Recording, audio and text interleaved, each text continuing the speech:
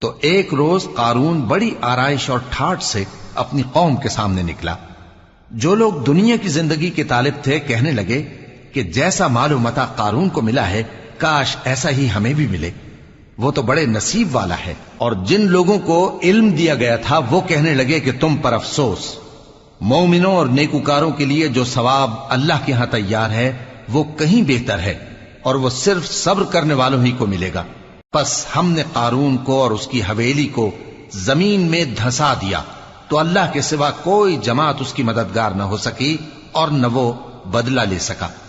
اور وہ لوگ جو کل اس کے رتبے کی تمنا کرتے تھے صبح کو کہنے لگے ہائے شامت، اللہ ہی تو اپنے بندوں میں سے جس کے لیے چاہتا ہے رزق فراخ کر دیتا ہے اور جس کے لیے چاہتا ہے تنگ کر دیتا ہے۔ اگر اللہ ہم پر احسان نہ کرتا تو ہمیں بھی دھسا دیتا۔ ہائے خرابی، کافر کامیاب نہیں ہوتا۔